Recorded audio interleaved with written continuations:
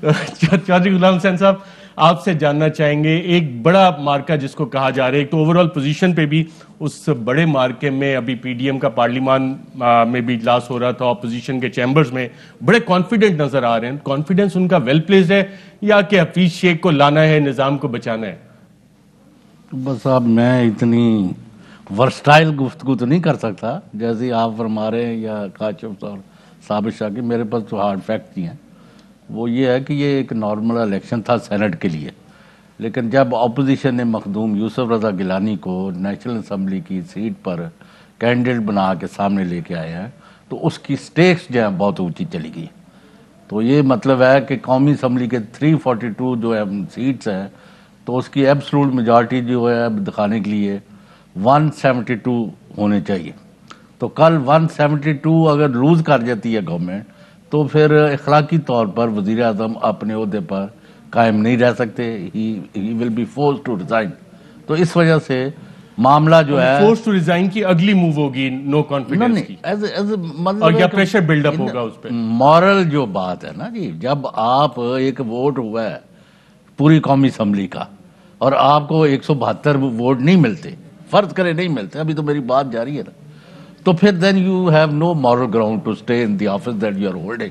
وہ باقی ہے، وہ کوئی کمپلشن نہیں ہے. پھر آپ کو عدم اعتماد موو کرنا پڑے گا وغیرہ وغیرہ. لیکن یہ کھے اٹھ جائے گی نا، یعنی آپ کو کوئی سیریسلی نہیں لے گا. جیسے ڈسکے کا الیکشن امپورٹنٹ بات کھے اڑ جائے گی. ثابت شاہ صاحب یہ کھے اڑنے کے کتنے امکانات ہیں؟ اس کی بات جو صاحب کی بات اس طرح سے صحیح ہے نا کہ 1-on-1 مقابلہ ہے اور لیڈر آف دی ہاؤس کو بھی سمپل میجورٹی چاہیے ہوتی ہے، اور اس سینٹ کے انتخابات میں بھی سمپل میجورٹی چاہیے. اور اگر سمپل میجورٹی اپوزیشن کے بندے کو مل جاتی ہے، سید یوسف رضا گیلانی صاحب کو، ہم مفروضے کی بنیاد پہ بات کر رہے ہیں، تو پھر تو مورل گراؤنڈ تو کیا کوئی گراؤنڈ بھی نہیں باقی رہتا. اور اگر کوئی گراؤنڈ میں اندر بھی کوئی ہے وہ سارے دوڑ جاتے ہیں کہ یہ بولڈ ہو گئے ہیں اور اب ان کے بعد تھرڈ امپائر بھی کچھ نہیں کر سکتا، کیونکہ کلین بولڈ جو ہو جائے تو اس کے بعد پھر کیا ہوتا ہے، اس میں تو اپیل کی گنجائش بھی بہت کم ہوتی ہے. صرف ایک چیز چیک کرنی ہوتی ہے کہ بال جو کریز سے باہر تو نہیں تھا. وہ ایک لمبا پروسیس ہے بولڈ کو، تو وہ تو ایک سیکنڈ میں پتہ چل جاتا ہے. تو یہ بات تو صحیح ہے. اس لیے یہ سینٹ کا الیکشن پوری دنیا کی نظریں بھی اسی لیے اس پر لگی ہوئی ہیں اور سب متحرک ہیں، خاص طور پہ قومی اسمبلی میں اور مرکز میں، کہ سمپل میجورٹی کسی کو بھی حاصل نہیں ہے. یہ آپ کو بھی پتہ ہے کہ پی ٹی آئی کو سمپل میجورٹی نہیں ہے. P T I M Q M کے ساتھ، جی ڈی اے کے ساتھ اور نمبر گیم پہ بھی آتے ہیں. ذرا ڈیبیٹ کو آگے جا کے تھوڑا اور کھولتے ہیں. کاشف بادشاہ، آپ نے سنا یہ تو چوئی صاحب اور صابر ریڈ فلیگ ریز کرتے ہوئے نظر آ رہے ہیں کہ جاگتے رہنا. اور ابھی جو میں اطلاعات لے کے آ رہا ہوں کہ پارلیمان میں جو اجلاس ہو رہا تھا پی ڈی ایم کا، وہ بھی بڑے کانفیڈنٹ نظر آ رہے ہیں کہ جناب ہم اچھی پوزیشن میں. آپ سمجھتے ہیں کہ واقعی یہ ویل پلیس آپٹیمزم ہے پی ڈی ایم کا؟ دیکھیے سر کہ 1-on-1 الیکشن میں کچھ نہیں کہہ سکتے. جیسے 1-on-1 الیکشن واقعی ووٹ بھی بہت کم، 10-11 ووٹوں کا فرق ہے.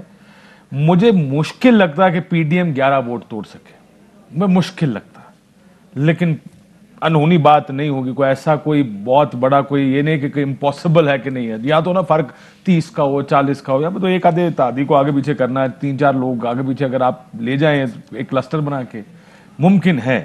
یہ نہیں کہ ممکن نہیں ہے، لیکن مجھے بہت مشکل لگ رہا ہے کہ ایک سٹنگ گورنمنٹ کے خلاف اس طرح، اور خاص کر جو دوسرے حالات بھی آپ جانتے ہیں، سیاسی ماحول ہوتا ہے، سیاسی حالات ہوتے ہیں.